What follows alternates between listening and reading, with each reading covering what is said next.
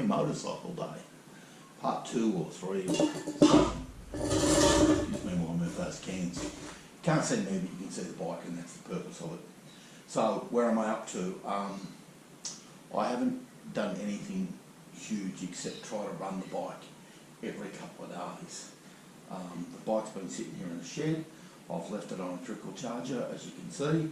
I've started the bike 3 or 4 times, and I've adjusted the throttle cable to the point that you can settle it down to an idle. It doesn't idle well though, and it's a little bit sticky is how I describe it. You accelerate and it holds the revs. So the carbies really need to come off the bike. But let's see if it'll start. Now this is cold, we've had a heavy frost overnight, so let's see if it'll start on the choke.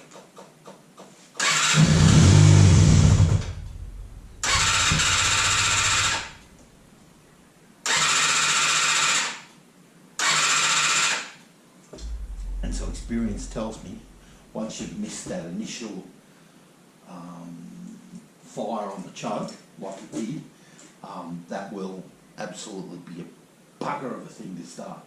So I'm going to walk away for a bit and leave that alone, and then I'm going to come back in a few minutes and have another go, because I can press that button all I like, that will not start until it's sat for 5 minutes. Not really sure why that is. Suspect it's got something to do with grabbing the throttle and opening the needles, and then it's letting too much fuel through, or not really sure. Bring you back in 5.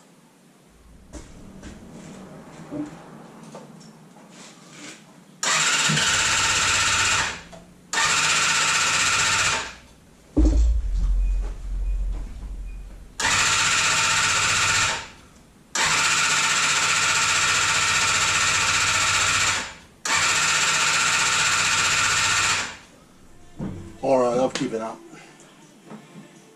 I'm going to go the distance. I get this tank off, or what should be a fuel tank, but it's not, it's a luggage storage compartment. I'm going to get some plastics off, airbox out, carbies off, onto the bench and clean them. This thing is, if it's ever going to be reliable, needs those carbies cleaned. It's just spaghetti junction in there. I didn't really want to do it, but you know, I'm going to sulk a little bit about my special, because now my centre stand fouls the footrests after I fix the footrests and the chain tensioner. So I'm going to sulk a bit about that, and I'm going to play with this for a while. So I'm going to crack on, see how it goes. Looking at it, first job I think is to get this out of the road. It's got a light inside it and a solenoid that opens the hatch. I need to get it off, or at least out of the road. But to do that, I'm going to try and remove some plastics. But sadly, the plastics look like they're in giant chunks, which is not really good. So I'm going to turn you off, and I'm going to have a play with some of this and see how we go. I'll bring you back when I've done a bit. Don't know whether you can see my head, and who knows whether anyone's ever going to be interested in an old Suzuki Across. The side panel comes off in one piece, and it's held underneath the front fairing by just one bolt with an Allen key head. So you undo that, and then there's clips that go all the way to the back, and then they'll be really easy to break. There's a screw underneath here, and there's a screw there, and then it comes off. So I'm going to get this side off and try and show you how it worked, and maybe somebody wants to pull apart a Suzuki Across, or Bandits in other countries. Okay, so I've pulled the bolts out of the front, and then underneath here there's a screw, and I've pulled that screw out, but then here there's a bracket, and it's tight, really tight. I'm going to grab a little bit of lubricant, put that on, and then we'll be able to get it off.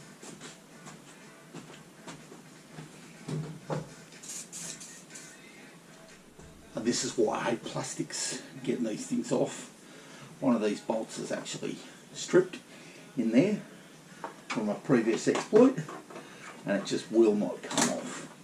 So underneath there's 2 screws that go into the plastic fairing, and you can take those off, and then the side panel pops off and you lose a rubber onto the floor that was sitting on top of there. So I'm going to hook that rubber out, and then I'm going to work on removing the luggage compartment, and there's just a couple of 10mm bolts holding that on, and then we'll see where we go from there.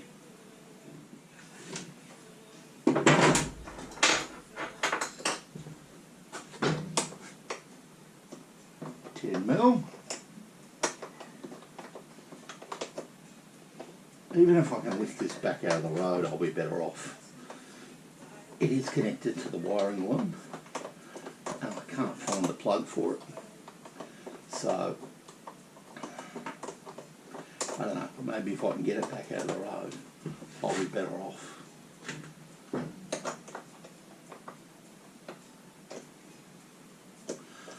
won't bore you with me undoing bolts. I'll bring you back when I've got something to show you. Okay, got the tank out. Instead of undoing the 10mm bolts, there's a little split pin and a shaft that went through there and held the tank on. Now I'm going to spin the whole tank round and sit it up where the seat would be. I did have to cut a cable tie that was here, and I could actually unplug the loom of the tank, but I might leave it alone. I'm going to get rid of that and turn the tank around. I'll bring it in and show you what's underneath. So I spun the luggage thing, or I'm going to call it the tank around, and sat it up where the seat would be to give myself better access to the battery charger that's just sitting there. Going to get rid of that. To the air box. These were tucked neatly over the top, breathers of some description, because I want to get the air box off. So airbox comes out, carbies come backwards, and then it all goes back in the same order, I hope. So there it is, and you can see down here there's some 10mm fixings, and I assume on the other side it's got 10mm fixings, and maybe I can unplug and get the airbox out of the road. Not really sure, but I'll keep digging deeper. Bit of guesswork going on here, but I've unhooked the fuel hose, and there's still fuel coming out, that was across the top of the airbox and into the top of this right hand side carby. Also undid the breather or vacuum hose or something that was on top of the airbox, and then just giving it a tug. I'll try and tug it one-handed.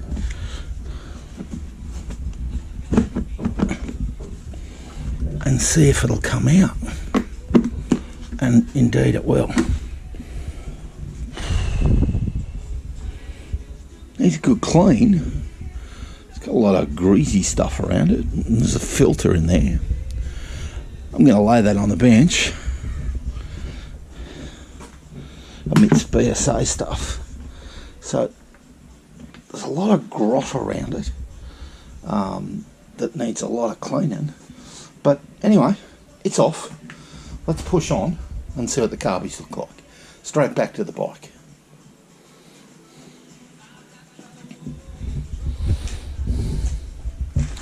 You're getting the first look with me, and I don't really know what I'm looking at. I'm going to get in there, I'll put you back, and bring you back when I've had a solid look at this and formulate a plan to go forward. So I've elected to leave everything connected and just undo, and I don't know whether you can see the rubber boots that are on the back of the engine.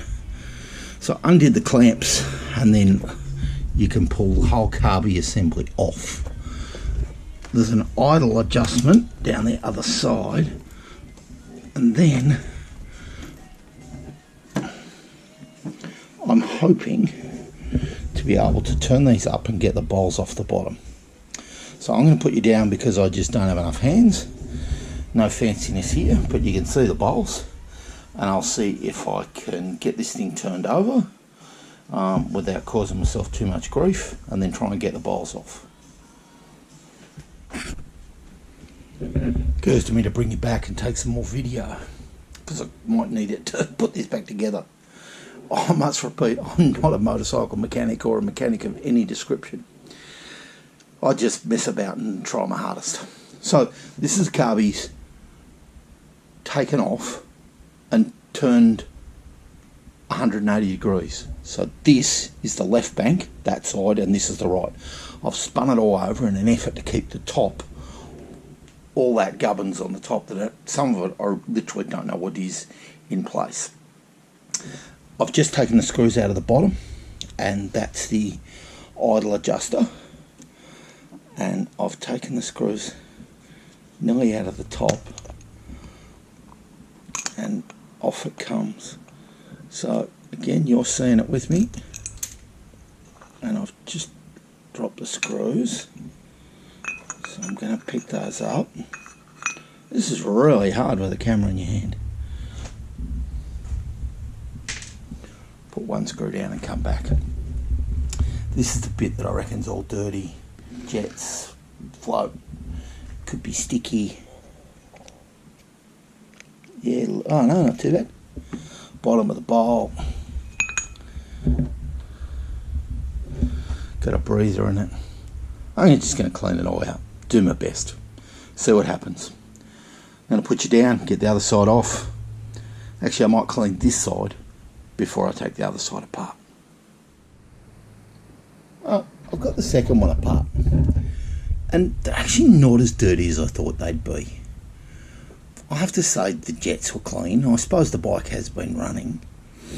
I can't get into this jet, I assume, or I've cleaned it and cleaned it and cleaned it. So I'm going to get the jets out of these and clean them and see if anything's blocked. But I haven't blown any crud out of it. And I'll bring you down to the workbench and show you the bowl. And there's the bowl, and yes, there's some crud in the bottom, but it's not huge. It's not like I thought it'd be. I had some carbies off my FJ 1100. They were putrid. So this is a bit interesting. I'm going to do some cleaning and put some things back together, and I'll bring you back. Well, part two of the free motorcycle ends pretty much as it started. Damn thing won't run. Carbies off, gave them a clean to the best of my ability. I'm actually worse off than I was the other day. It would run the other day. I've flooded the thing seriously, so now I've just pulled the fuel hose off into a bucket, pumped fuel through it, or pumped the fuel that was in the bowls out, so that it's got a chance to drain itself. Battery's a bit flat. I'm going to leave it alone. I'm going to call this the end of part two. Yeah, a little bit worse off than when I started. I suppose when I started it would run. Not well. Now I can't get the damn thing to run. So that's very, very frustrating. But it is what it is, especially when you don't know what you're doing. I'll bring you back when I've made more progress. Cheers.